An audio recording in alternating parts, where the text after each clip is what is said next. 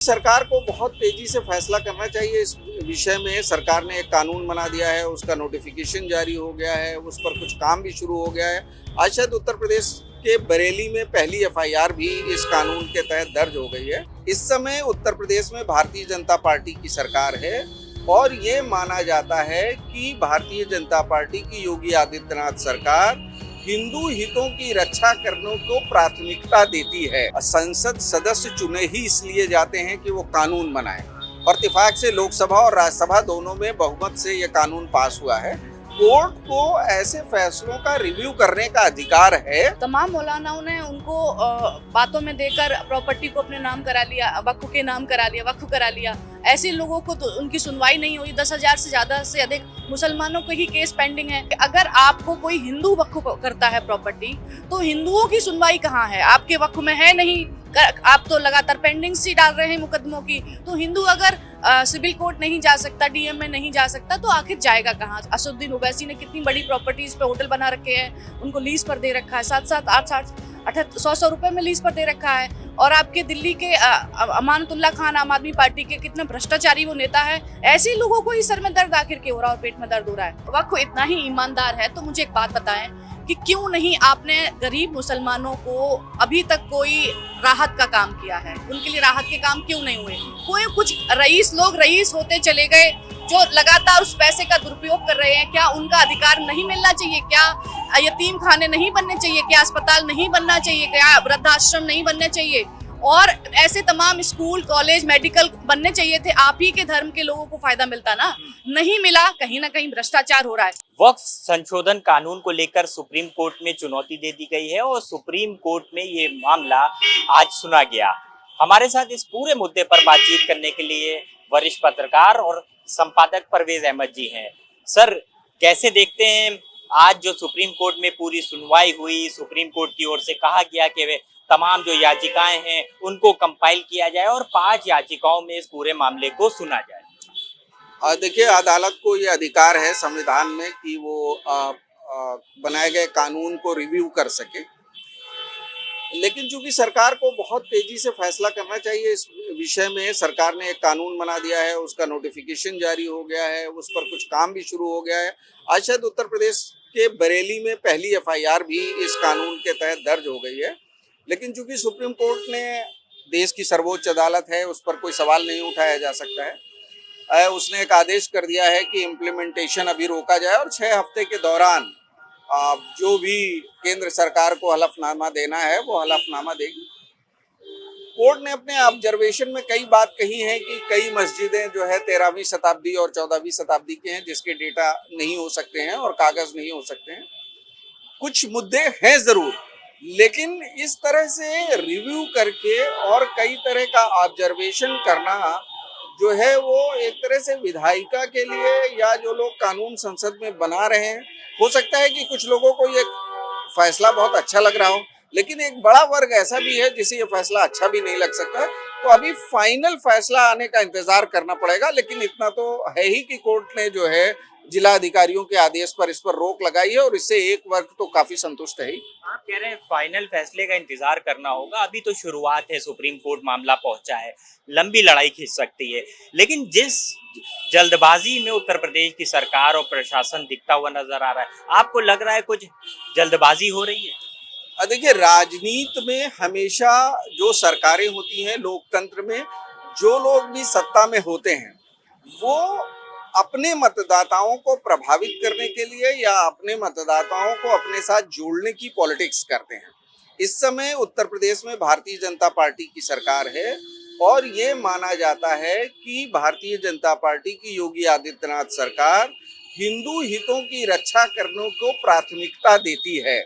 तो जाहिर सी बात है कि ये कानून ऐसा बना था जिसको लेकर उसे प्राथमिकता देना ही था। तो इसका एक तबका हो सकता है जो ये कहे कि ये बात जल्दबाजी में है, लेकिन एक बड़ा तबका ऐसा भी है जो ये कहेगा कि सरकार ने सही फैसला किया है। तो अभी आपको सुप्रीम कोर्ट के फाइनल वर्डिक्ट का इंतजार करना होगा। ऑब्जर्वेशन के आधार पर सुप्रीम कोर्ट ने कभी गाइडलाइन जारी की है ये कोई आदेश भी नहीं है, तो जो लोग बहुत उत्साहित हैं उनके लिए उत्साहित होने जैसी भी कोई बात नहीं है। आज की जो पूरी सुनवाई रही है उसके बाद जो 1 हफ्ते का समय दिया गया है और कहा गया है कि 1 हफ्ते में अपना जवाब जो है जो सॉलिसिटर जनरल हैं वो दाखिल करे, कैसे देखते हैं किस ओर ये जो पूरी कार्रवाई है वो जाती हुई दिखाई दे रही है? देखिए, अदालत में हमेशा अपने अपने तर्क होते हैं, लेकिन अगर आप संविधान की एक दृष्टि देखें तो ये कहता है कि संसद सदस्य चुने ही इसलिए जाते हैं कि वो कानून बनाएं, और इत्तेफाक से लोकसभा और राज्यसभा दोनों में बहुमत से ये कानून पास हुआ है। कोर्ट को ऐसे फैसलों का रिव्यू करने का अधिकार है, और चूंकि पूर्व में ऐसे कई बार कई मामलों में कोर्ट रिव्यू कर चुकी है, तो इस मामले में भी अभी अंतिम फैसले का इंतजार करना होगा। लेकिन कोर्ट संसद के बनाए कानून को पूरी तरह रोक दे, ऐसा अभी कोई नजीर तो कम से कम देश में, आजाद भारत में है नहीं। चलिए, तो ये परवेज अहमद जी का अपना जो विजन है, अपना जो वर्जन है वो दे रहे थे। इस बीच हमारे साथ भारतीय जनता पार्टी की प्रवक्ता अपर्णा दीक्षित जी भी हैं। आपकी केंद्र में भी सरकार है, राज्य में भी सरकार है, कानून भी आप ही की पार्टी लेके आई है, आपके तमाम सांसदों ने इसका समर्थन किया है, आप कैसे देखती हैं? देखिए, सबसे पहले तो सुप्रीम कोर्ट ने जो आदेशित किया है वो ये है कि हम 7 दिन का समय देंगे गवर्नमेंट सरकार को, और जो अपना पक्ष रखेगी वो अपने पक्ष को लेकर आएंगे। तमाम ऐसी चीज़ों को हम सामने रखेंगे सुप्रीम कोर्ट के कि हमने किन किन हितों को आगे रखकर जो गरीब और पसमानदा मुसलमान हैं और आगा खानी मुसलमान हैं जिनको हमने पीछे कर रखा है वक्फ बोर्ड में, तमाम मौलानाओं ने उनको बातों में देकर प्रॉपर्टी को अपने नाम करा लिया, वक्फ के नाम करा लिया, वक्फ करा लिया। ऐसे लोगों को तो उनकी सुनवाई नहीं हुई। 10,000 से ज़्यादा से अधिक मुसलमानों के ही केस पेंडिंग है। तो इन केसों को सुनने के लिए आखिरकार सिर्फ एक ही कोर्ट, इन्हीं का ही कानून चलेगा क्या? ये सिविल कोर्ट नहीं जा सकते क्या हम लोग? और ये बताओ कि अगर आपको कोई हिंदू वक्फ करता है प्रॉपर्टी, तो हिंदुओं की सुनवाई कहाँ है? आपके वक्फ में है नहीं, आप तो लगातार पेंडिंग सी डाल रहे हैं मुकदमों की। तो हिंदू अगर सिविल कोर्ट नहीं जा सकता, डीएम में नहीं जा सकता, तो आखिर जाएगा कहाँ? तो इन सब चीजों को विषयांतर मुझे लगता है सुप्रीम कोर्ट को करना चाहिए। और आने वाले इस वक्फ बिल पर जैसे 7 दिन का समय हमें सरकार को दिया है, 5 दिन का समय उसके बाद इन लोगों को देंगे जिन लोगों ने याचिकाएं डाली है। अच्छा, जो याचिकाएं डाली, बड़ी मजेदार बात यह है कि उन्हीं लोगों की हैं जिन लोगों ने वक्फ की प्रॉपर्टी पर कब्जा कर रखा है, लीज पर दे रखा है। असदुद्दीन ओवैसी ने कितनी बड़ी प्रॉपर्टीज पे होटल बना रखे हैं, उनको लीज पर दे रखा है, 7-7, 8-8, 100 रुपए में लीज पर दे रखा है। और आपके दिल्ली के अमानतुल्लाह खान, आम आदमी पार्टी के, कितना भ्रष्टाचारी वो नेता है। ऐसे लोगों को ही सर में दर्द आखिर क्यों हो रहा है और पेट में दर्द हो रहा है? तो ये सोचने वाली बात है। मुझे लगता है सुप्रीम कोर्ट को एक बीच का रास्ता निकालना चाहिए। जो अगर कानून पारित हो गया है राज्यसभा से, लोकसभा से, माननीय राष्ट्रपति का हस्ताक्षर थे, तो अभी तक तो ऐसा कभी हुआ नहीं है कि कानून पर कभी कोई प्रतिक्रिया आई हो सुप्रीम कोर्ट की। हमेशा उस कानून को अच्छा ही माना है सुप्रीम कोर्ट ने, चूंकि ये लोक मत है ना। तो ये अगर इस तरीके के अगर हस्तक्षेप होने लग जाएंगे तो जो सही काम सरकार कर रही है वो कैसे हो पाएंगे? अपर्णा जी, यहीं पर एक सवाल निकल कर आता है। आपने बात कही कि जो हिंदू समाज है या जो हिंदू समुदाय है वो कैसे अपनी बात को चैलेंज करेगा।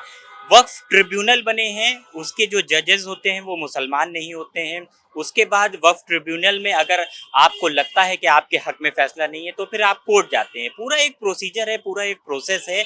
जैसे आम सिविल सूट होता है वैसे ही वक्फ के मामले को भी लेके जाया जाता है।